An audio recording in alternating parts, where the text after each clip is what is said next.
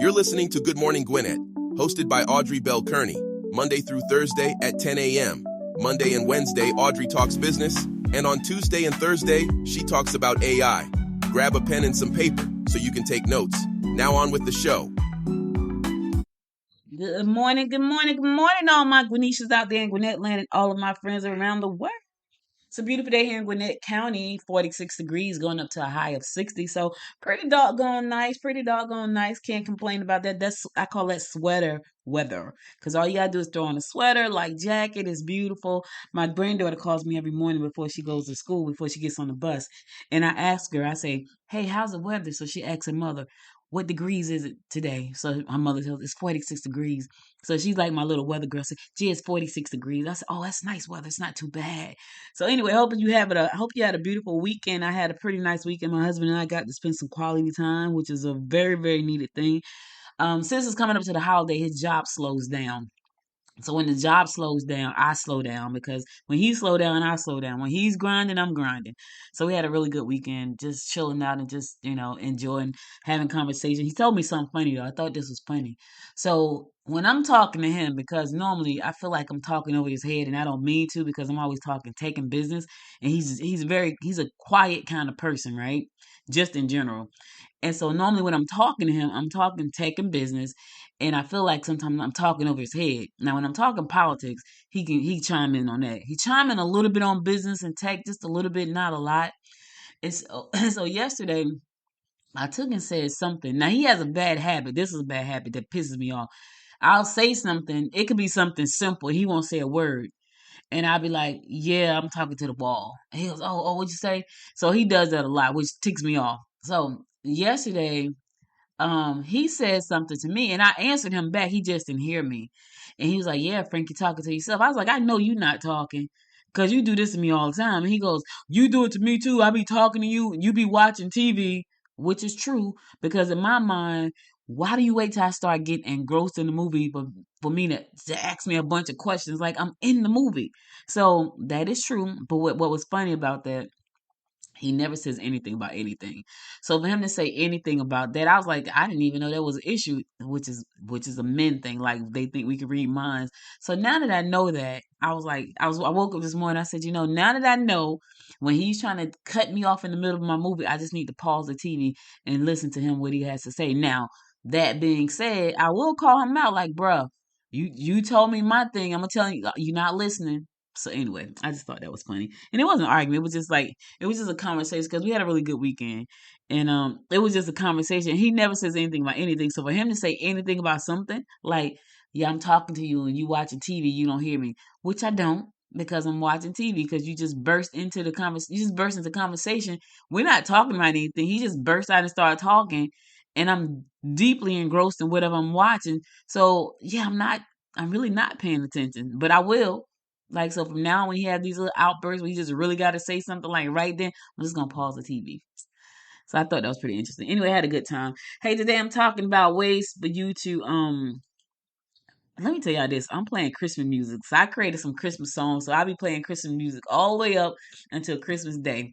So I told y'all, listen, AI can be your friend like it's mine. I created me two Christmas songs. I'm create two more today. Probably create all of them for the rest of the day. I probably create all my Christmas songs for the rest of the week so I can just put them in the playlist. So I got two cute ones. So you'll hear them when I get ready to play my music. Anyway, today I'm talking about how to start your free book marketing journey. If you don't have a lot of capital to market your book, this is a great way for you to get started. Now, I'm on the page right now is for this, and I was telling my daughter this morning. So my daughter's an IT engineer, and I was telling her, she's like, I like my job, but I think I want to do a career change. And I was like, look, you're already in tech. You need to create something for yourself. If you're gonna move, don't move into somebody else's job where you're gonna do the same thing. Create something for yourself, right? I need you to think about a SaaS app that you can create for yourself because I'm creating two for two clients and I'm creating one for myself. And I said I need you to think about it. So we did a quick brainstorming section on the phone just talking and we came up with the most it fits her perfectly, but it's something that will be loved by many, probably thousands, if not millions. And she's like, "Oh my God, I really like that." So I said all that to say, if you have not started writing your book, There are no more excuses unless you're writing an autobiography. You know what I mean? If you're writing like your memoir and your autobiography, that may take you a little bit of time, but maybe not. Because if you use Chat GPT to talk your book out, like if you go there and say, here are, so if you write out the chapters of your book, you can literally go in there and talk your book out to Chat GPT, like talk it out, and Chat GPT is gonna write it for you. Listen, this is where we are. So there are no reasons right now why you shouldn't be writing your books, whatever they are, your how-to books, your fiction books, your memoir, your biography, whatever it is, you should be doing that like right now because the tools are available for you to make these things happen. It's up to you whether or not you want to make these things happen. Right. So for those of you who have written a book and you're struggling with trying to figure out how to market the book, today's episode is going to be talking to you about ways for you to market. I know you've heard like the whole thing about social media, and all of those things are really good. What I could tell you, and I tried this out, and I don't spend a lot of time over there. There are hundreds of book communities online, right? Hundreds of book communities online. The problem with that is that everybody's in there trying to sell their book. So the chances of you being seen are good. However, the chances of you selling books, I don't know if they're so good because I put my book in groups where it's 50,000 authors. But here's the thing, all of the authors are trying to sell their books. They're not looking for like the outside audience. You have to so the first step in the 4 steps is identify your target audience and find where they are. So I decided I was gonna just drop my book in all these groups of just authors instead of me say, okay, let me find a group that likes to read, sci-fi and new age, as I've been told my book is called. Your book is new age, new age. I need to find those people. And it was hard to find them. Like I didn't find a whole new age readers, right? Who like to read my genre. Maybe I didn't look hard enough. But you need to find your audience. So if you know that you are writing a book about publishing, you need to go over there and find people who want to write. Because if your book is about how to publish your book, you need to go put that book in groups where authors are or would be authors are to talk about how to write and publish your book. Right? That's your audience. If you know your book is about, I don't know, cooking, right? You need to go over and find groups where they're talking about cooking. Because this book that you just wrote is going to help somebody learn how to make collard greens. You could have a whole book of just listen. Let me tell you something. I love cheese. I eat cheese every day, and it's probably bad for me. However, my cholesterol is amazing. It's below normal, which me and the doctor's still trying to figure it out. But I ain't complaining, Lord. Don't you ain't got to up it. I'm good. But I love cheese, right? And so I came up with this concept for this book about just cheese, right? Can you imagine coming up with a book, a cookbook with just collard greens? That could be named the book, Just Collard Greens. And all the recipes in the book are about how to make collard greens in all these different ways. And guess what you're going to do? You're going to go and find a cooking group that likes to cook, and you're going to drop your book in there because that could be your audience because they like to cook. And your cookbook is just about collard greens or chitlins or mashed potatoes or potato salad or sweet potato pies or red velvet cakes or peanut butter cookies or cookies in general or cupcake, whatever that thing is, you're going to find the people that love that thing. That's your audience. You got to identify the audience. The next thing you got to do is set some real clear goals, right? What is it that you're trying to achieve with this? Are you trying to sell more books? Are you trying to get followers? Are you trying to get email subscribers to your email list? This is very important. Now, I could tell you this. One of the most important things I've learned, and I tell you, I've learned a lot of stuff late. The reason I've learned a lot of stuff late is because I'm always an early adapter, right? When things come pop off, I'm always dead on it. Everything. When email first jumped out there, I had AOL. Yes, I had a computer. I had AOL. I never had Yahoo AOLs. My email was abjk at abm30. It was abm30 at AOL. That was my email address, abm30. I had AOL when email first came out. I had a newsletter way before newsletters came out. Did not understand the power of having a newsletter. Did not. And I still kind of, even though I know the power, I still struggle a little bit with that. Now, I put out a newsletter every week for the chamber because most of the time I got news. Well, not every week because I didn't put out one this week because I didn't have any news. But for the most part, the newsletter goes out because I have news, right? One of the most important things you can do as an author is create your own email list, your own subscriber base. Here's why. Because if your book is sitting on anybody's platform, let's use Amazon for an example. Yes, your book is on Amazon. Yes, Amazon is the largest retailer in the world, not just the United States, in the entire world, because you can get anything, including books, on Amazon. Here's what happens though. People go, if they find you on Amazon, because they got to find you, you have to have everything optimized the right way and every the keywords in the right place, all of it, just like any other business. If they find you on Amazon and they purchase your book, guess what you're going to get? You're going to get a royalty. Guess what Amazon gets? They get a cut of the price and they get the email, the address, the telephone number of the person who just bought your book. They're not going to share that information with you because that's their customer. Even though the customer bought your book, you don't own that customer. Amazon owns that customer. Guess why Amazon owns the customer? Because whenever there's a sale or a new book release in that person's genre, guess what they're going to do? They're going to send that book to that customer. You, on the other hand, you can't send the book to the customer. The only thing you can do is put another book on Amazon, and hopefully Amazon will say, "Oh, this customer bought a book from this author last time. Let's send them a new book." You could do that, but you don't have access to that. So in order to stay in front of that customer, you have to be a little bit smart about it, right? So here's what you're going to do. You don't own Amazon customer. Even though they're your customers, you don't own them. Amazon own the customer.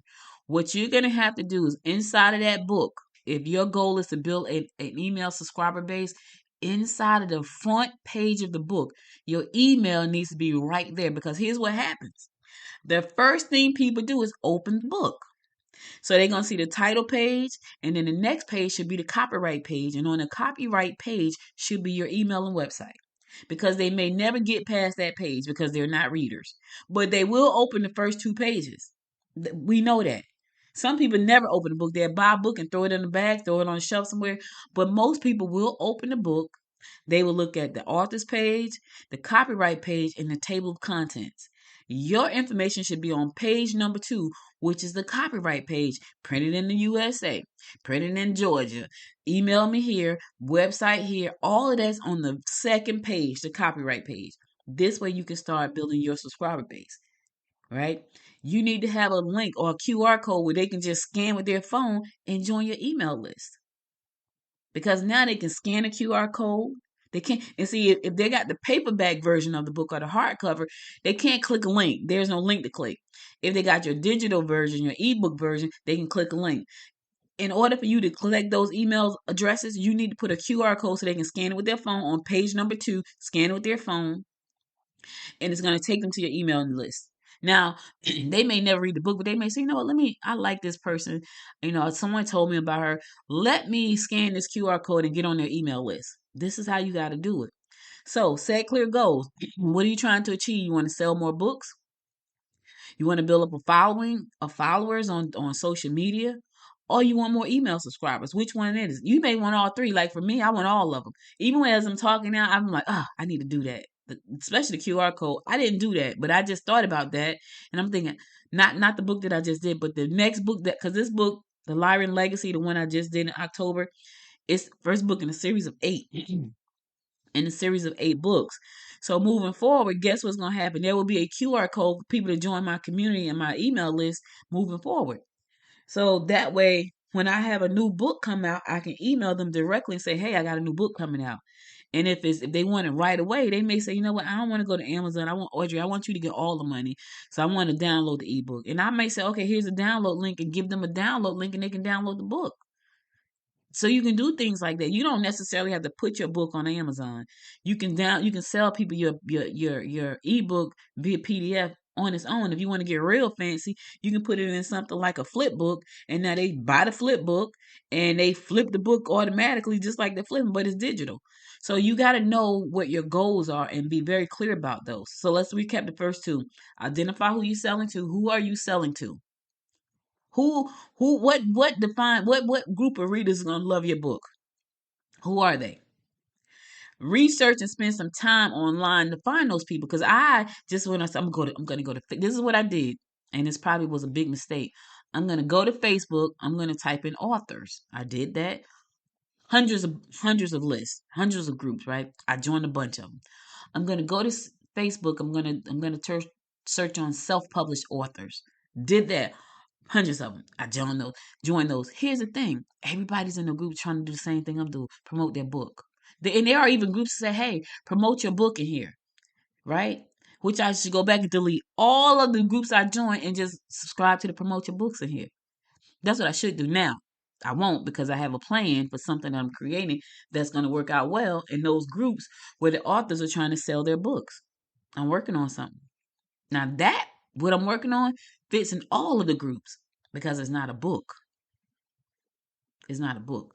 So for the purpose of what that thing, those groups are going to work well because that's my target audience.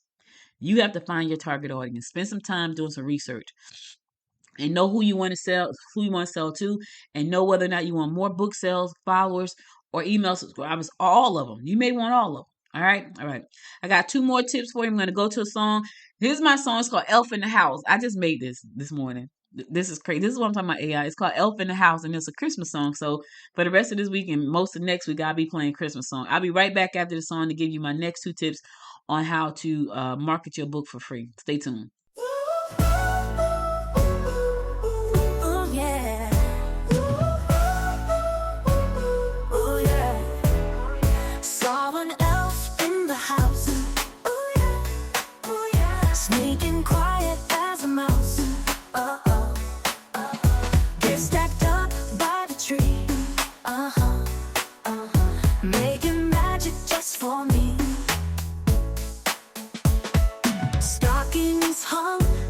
To glow, mistletoe, we're moving slow.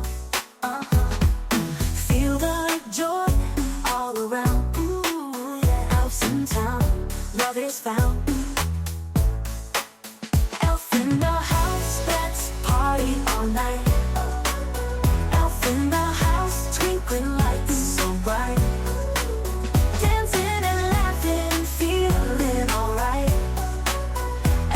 House, oh what a sight. Candy canes, jingle bells, uh-oh, uh-oh. Secrets only Santa tells, uh-huh, uh-huh. Wrap the love, tie the bow, oh yeah, elfin cheer, hearts aglow.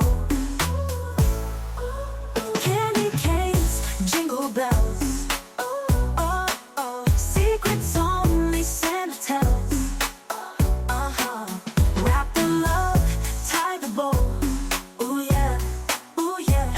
Cheer, hearts aglow. Silent night, grew so right. Under stars, love takes flight. Feel the beat, can't you see? Ooh yeah, elf and I, just you and me. Ooh, elf in the house, let's party all night. Elf in the house, twinkling lights so bright. Dancing and laughing, feeling alright. Elf in the house, oh what a sight. Elf in the house, oh yeah, oh what a sight. Oh yeah, oh what a sight. Elf in the house, oh what a sight. Welcome back, welcome back. That's my song, "Elf in the House." Let me tell y'all something. Y'all sleeping on AI. Stop sleeping on AI. I was like, you know what? And I got the title for this song because I almost started with "Elf on the Shelf," right? And I was like, nah, I think that's trademark. Even though I don't think it would have been a problem. It would have actually helped promote "Elf on the Shelf," which is I think is an elf that somebody created to go on the shelf in the house. So I was like, you know what? I'm gonna do "Elf in the House." So it's "Elf in the House." Elf in the House. Check it out. Like I was like, you know what?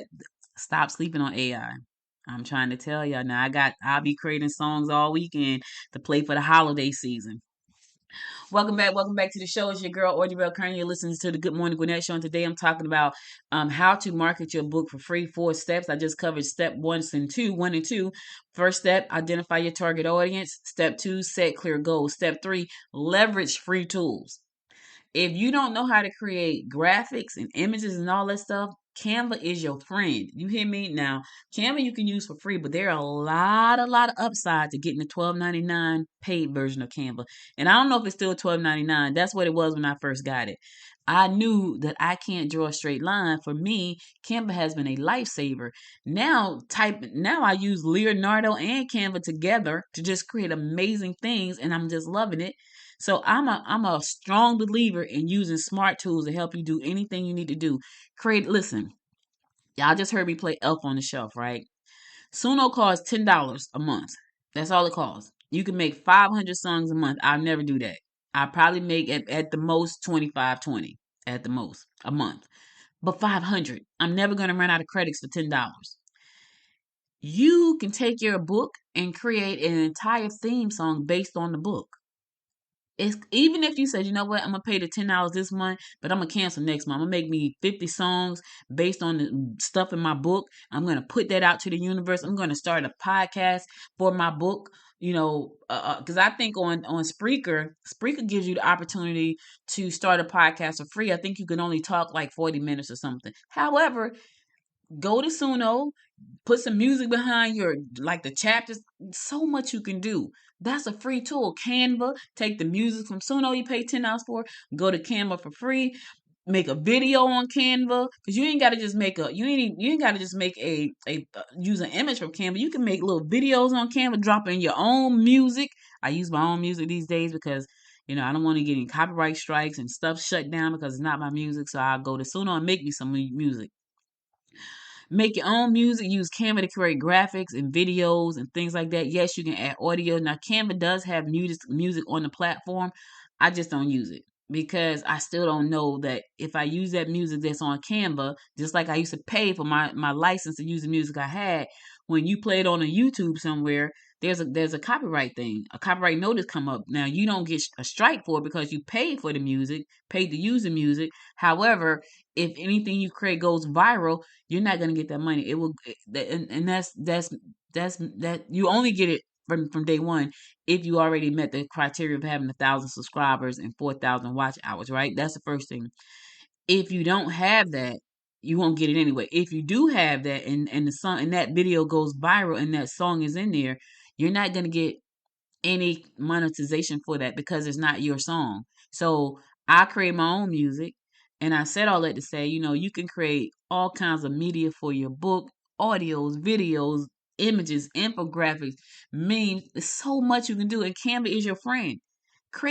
Listen, I created a deck of trivia cards for the Lyran Legacy. I haven't put them out yet because I haven't had time to really promote the book because I've been working on apps for clients who we are trying to get our apps done before the new year.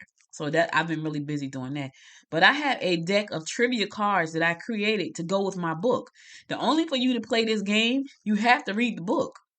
That's the only way. So I'm moving forward in 2025. I'm going to make sure that my cards are available. Every time I put out a new book in a series, guess what I'm going to do? I'm going to use Canva, which is what I did. I'm going to use Leonardo, which is what I've done. And I'm going to create a new deck of cards to go with the next book. The only way for you to get this, the only way for you to get to play the trivia game, you have to read the book. Guess what that does? That helps me build a community around my books. So now you got the people that love to play games. You got people that love to read new age sci-fi kind of stuff. I'm building a community around my book series. And then at some point I'm gonna create a movie. Yep. To keep my fan base going. So leverage free tools. Canva is your friend. Spreaker. If you want to put out a podcast about your book, I think you get 40 minutes. I don't know. I have a pro plan. I think I have an Anchorman plan because I create so much content. But I think you can do it for free, but you can only get like 40 minutes, which is fine because with a book, all you need is about 5 minutes. But leverage that 5 minutes. So leverage that 5 minutes to put out, a few episodes a week about your book. Whether it's just you just talking about something that happened, why your book is a good tie for that, you got 40 minutes to do that, right? And then the last thing I'm going to talk about is tracking your process. Now, your progress. This is something that I felt horribly at. Good morning, Gwinnett. Horribly. I wasn't tracking the website traffic. I wasn't tracking really social media engagement. I wasn't doing any of that, especially website traffic. So I beat myself up because when I launched Good Morning Gwinnett, I launched it and I was like, everything's gonna grow organically. I think I told you guys this a couple of days ago. It's gonna grow organically. So I'm putting out all of this content constantly putting it out. And it was growing, but it was growing really slow and it's still growing slow. What I did not do was pay attention to my traffic, to my website traffic, because had I gotten my to the number I needed to get it to, which is between 20,000 and 50,000 visits a month, I would have been making about $8,000 a month right now. I could smack my own self. But I didn't know that that was so important. So when I started to look in, well, how are people making money, with these websites? Well, they got 20 to 50,000 visitors a month to their site. They signed up with ad companies. Now these ad companies put ads on their site and they're making all of this money. I'm like, holy crapola. So you want to pay attention to site traffic. Now let me say this because I run into this a lot. Or I don't have a website. I'm on TikTok, I'm on Facebook, I'm on Instagram, I'm on this platform, that platform, and I got to talk about a new platform I just found out about this morning. You're on all of these platforms, right? You don't own any of them. You don't know who signed up to the platform, who's what. You own nothing. You need a website. Me and my daughter used to go back and forth with this, back and forth. You need a web because she was like, I don't need a website. I'm on Instagram. At that time, she was on Instagram, and she just felt like Instagram was all she needed. You need a website.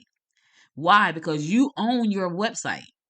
If TikTok shuts down, if Amazon, if Facebook shuts down, if Instagram shut down, what happens to your stuff? What happens to all of the content that you've put out to the world on those platforms? It is gone.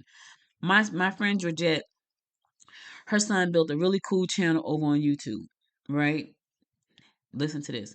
This is right before I moved to Georgia, so it had to be like 2012, which I'm sure because I moved to Georgia in 2013. She and I were on my deck. It had to be before I moved, so it had to be before 2013. He had a YouTube channel. Now we are what are we? We about to be 2025. He had that channel for a long time. He had built it up to I think like 4,000 subscribers. He had a very vibrant channel that was focusing on like Power Rangers and everything in that genre, right? It was a great channel. He did something with a clip from somebody movie or something he did because he used to review. It was called A Plus Opinions. He would review movies and stuff like that on his channel. He played somebody's clip inside of one of his videos, inside of one of his reviews. He must have played it too long. And because he played it too long, they shut his entire channel down. He lost everything. All of the followers he had, everything. He had to start over from scratch. Now fast forward to when they shut him down, he got twice as much competition. He was the leader in that space because it wasn't a lot of people talking about Power Rangers on YouTube. He was. So he was leading the space. Who knows where he could have been by now? He had to start completely over from scratch. So I say all that to say, yeah, you need to track your progress. You need to own your traffic, though. You need to own your email. So make sure you got an email sign up somewhere. I can tell you something else. I had an email that I was doing for the bookpreneur over on Beehive, right? And Beehive shut my site down. And I was like, wait a minute. Did you just shut down my email newsletter? And it says something about terms of service or something. And I'm thinking, I know for a fact, everything on here I generated, it did not break in. So I had to tell them that. And they go, oh, we're sorry. That gave me pause. I'm like, seriously? I didn't even know that email platforms could do that. Like they could shut your site down because you're in violation of some whatever. I don't even know what it was, but whatever it wasn't true. And I was like, yeah, that's not true. But I was able to know that because I know how I create my content. So I knew that wasn't true. It was a glitch. But the mere fact that they could actually shut down my entire newsletter that I don't even have access to was not a happy place for me. So I haven't been happy with them ever since. I love them coming out the gate, but they've changed the fee structure, which I hate that. Like if you set a fee, I get it. You gotta change the fees, but then you take away features. So I'm paying this a price and then they take features away. I'm like, I don't like that. So now I gotta pay more money to get the feature that I just fell in love with. I don't like that. All right. So anyway, know your website traffic. How do you know that? Make sure that there is an analytics uh um device analytics tool built into your website some kind of way. If you have a website that does not have that, you can always go to Google Analytics and sign up for that and put Google Analytics on your website. This way you can track your traffic. This is what I do. I think it's kind of clunky though. Maybe I'm not using it correctly, but I can tell you this. My website traffic over the last month has been ridiculous. The impressions, I was like 25,000 impressions, 25,000 impressions in a month. I couldn't believe it. And I was like, wait a minute. That has never happened. And I'm like, okay, so I must be doing something right, which I did. That's a whole nother show about website. And I still got a lot of work to do on my website, but that's a whole nother show. But what happened was I was able to go in there, look at my traffic on Google and say, oh, okay, I got excited. This was this week just passed. I was like, this is exciting. So what that did was make me want to go in there and fix all of my errors so the site can be even better. Like right now, my site, according to some traffic thing, my site loads too slow. Right, so I got to see on speed. So I got to fix the speed, which means I have too many big graphics on my website. So I got to reduce the size of those. How I'm going to do that, I have no idea, but I'll figure it out. So you got to use analytic tools. You have to use those on your website. You got to use email signups and your social media engagement. Now I'm gonna tell y'all, the one thing I probably was best at was emails. Second thing was probably social media, but social media engagement, I'm terrible at. I'm terrible to this day. So I need to get a social media manager, and that needs to be their job because I'm not a social media type person. Like the only time I spend a lot of time on social media, and that's TikTok, is at nighttime when it's time for me to like take it down. I'm talking about like late night, like 10 o'clock nighttime, right? Where I'm laughing myself to sleep on TikTok because somebody is doing something funny. So that's about the most social media engagement I have. But I try to go in there and engage because you get so much trash. Like my LinkedIn right now, it's like I got hundreds and hundreds of emails. I'm like, oh my God. And that's my biggest platform.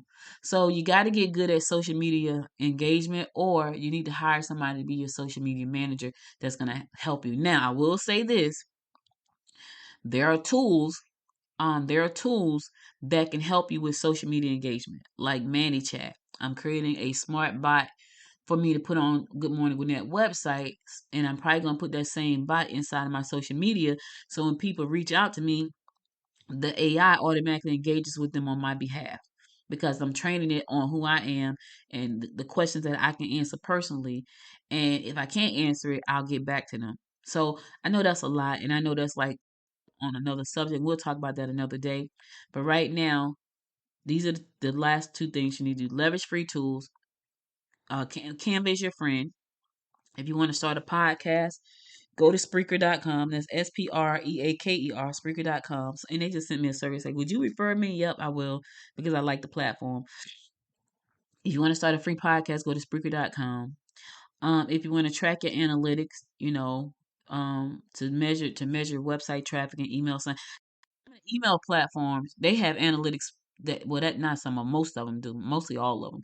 They have analytics built into the platform, so you can see how many people open, you can see who unsubscribed, you can see who did subscribe, you can see. I think what click through they click through on, like those are really good analytics because if you know that people always click on the music section of your newsletter, then your whole newsletter may need to be just a lot of music. I'm just saying, because now you know what people are really interested in. Like there's a guy, he has a newsletter called Naptown, and he noticed that even though he has great news, people loved his event, the event part of his newsletter. Yeah, you can see like who that who loves what because the analytics inside of the newsletter platform is tracking all that.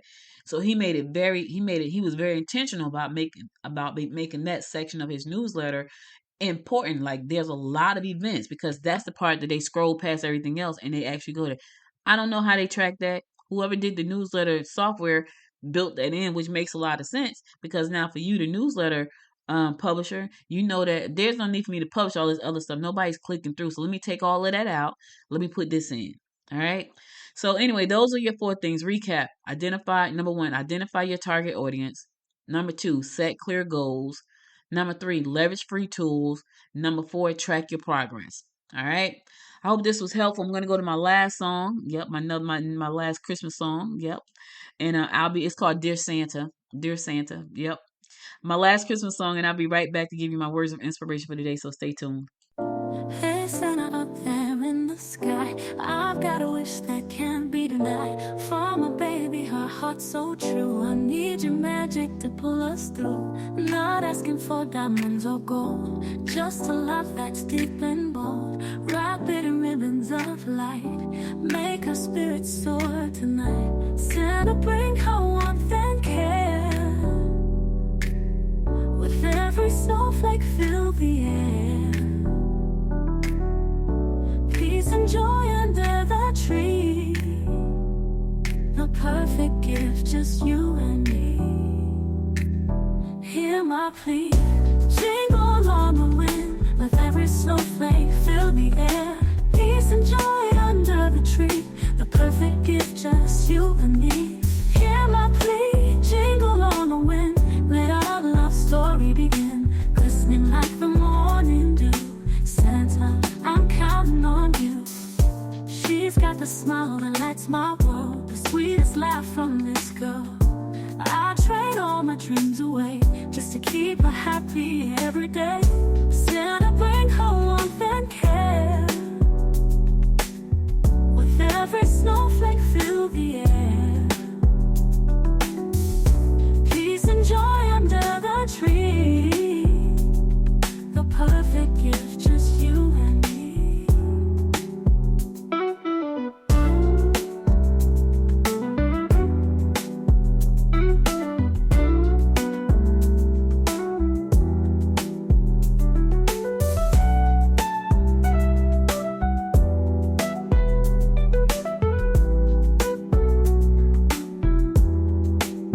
Hear my plea, jingle on the wind. With every snowflake, fill the air. Peace and joy under the tree. The perfect gift, just you and me. Hear my plea, jingle on the wind. Let our love story begin. Glistening like the morning dew. Santa, I'm counting on you.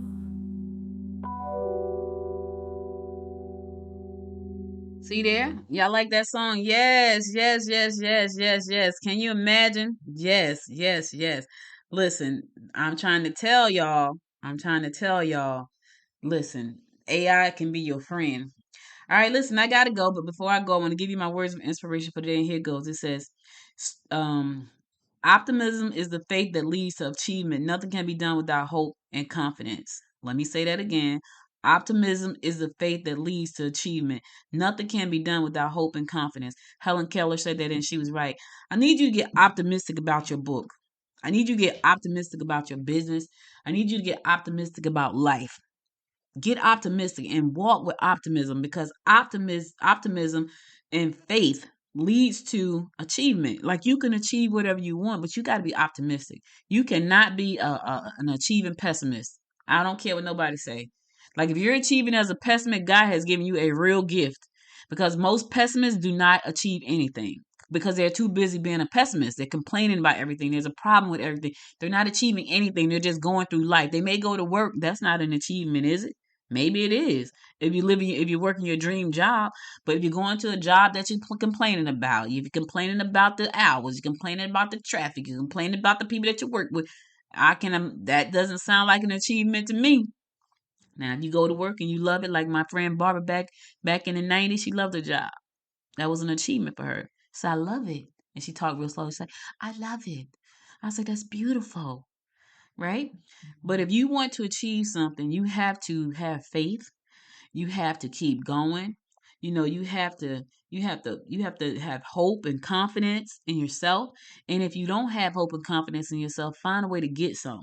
And if you don't have hope and confidence in yourself, find people around you who have hope and confidence in you.